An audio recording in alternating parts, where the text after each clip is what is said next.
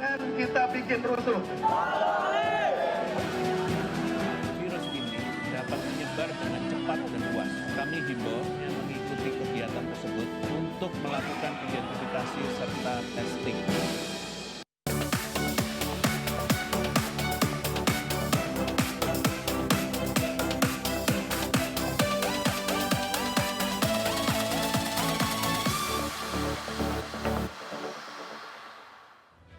Aksi unjuk rasa penolakan Undang-Undang Cipta Kerja berlangsung di berbagai daerah.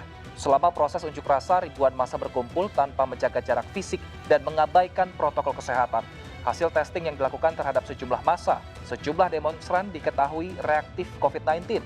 Padahal penanganan COVID-19 di Indonesia saat ini sedang menunjukkan kabar baik dengan beberapa daerah yang berhasil keluar dari zona merah dan penurunan jumlah pasien positif COVID-19.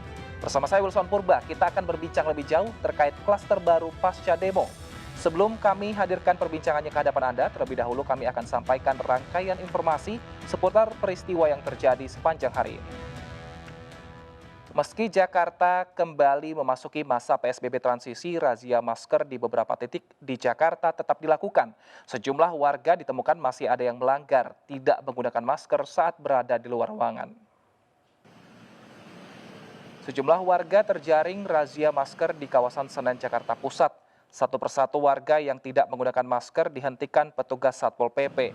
Pelanggar dikenakan sanksi berupa biaya administrasi atau sanksi sosial, diantaranya menyapu jalanan. Seorang warga terpaksa menyapu jalan karena terburu-buru hingga lupa menggunakan masker. Hingga saat ini pelanggaran dinilai mulai menurun dan warga mulai patuh menggunakan masker. Sejak Senin lalu, Jakarta kembali memasuki masa PSBB transisi setelah melihat angka kasus COVID-19 di DKI Jakarta menurun.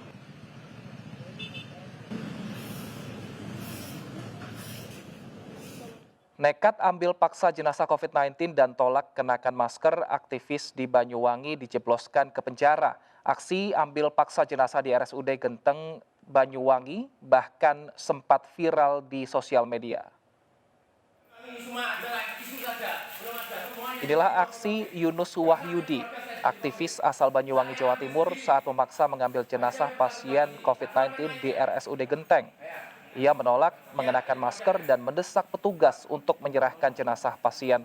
Tak sekedar menimbulkan kegaduhan, Yunus dan sejumlah rekannya mengambil paksa jenazah pasien COVID-19 untuk dimakamkan dengan tata cara normal.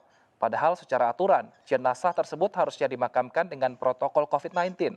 Aksi Yunus ini pun sempat viral di sosial media.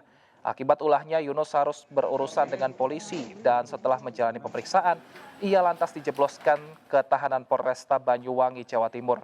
Dan atas perbuatannya, pemirsa, Yunus disangkakan pasal berlapis yaitu Undang-Undang ITE dan Undang-Undang Karantina Kesehatan dengan ancaman pidana di atas 5 tahun penjara.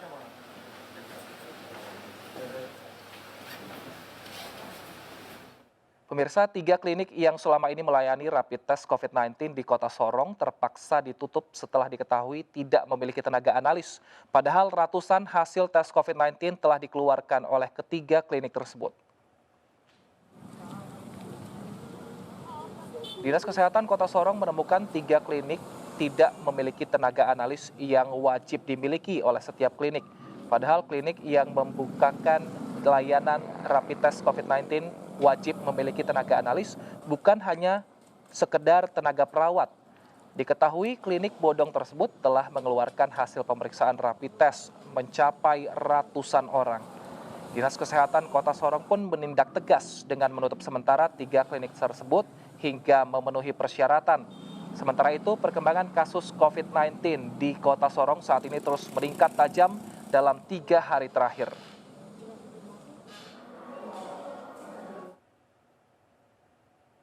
Sementara itu, pemirsa, menanggapi banyaknya warga yang ikut demo menolak Undang-Undang Cipta Kerja, juru bicara Satgas Penanganan COVID-19 Wiku Adhisa Smito mengimbau kepada pihak universitas yang mahasiswanya ikut dalam kegiatan demo penolakan Undang-Undang Cipta Kerja untuk melakukan testing dan tracing.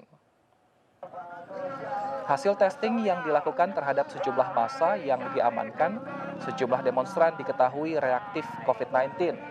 Di antaranya 21 dari 253 demonstran di Sumatera Utara yang reaktif COVID-19. 34 dari 1.192 demonstran di ibu kota Jakarta juga diketahui reaktif. 24 dari 650 pendemo di Jawa Timur reaktif. 30 dari 261 orang di Sulawesi Selatan juga reaktif, dan 13 dari 39 orang yang diamankan di Jawa Barat reaktif COVID-19. Sementara untuk kelompok buruh, Wiku meminta perusahaan membentuk satgas tingkat perusahaan yang berkoordinasi secara aktif dengan Pemda setempat, serta melakukan screening dan juga tracing terhadap buruh yang ikut dalam demo tolak Undang-Undang Cipta Kerja. Prof. Wiku juga mengimbau kepada masyarakat yang anggota keluarganya mengikuti demo untuk memeriksakan diri ke fasilitas kesehatan jika mengalami gejala COVID-19.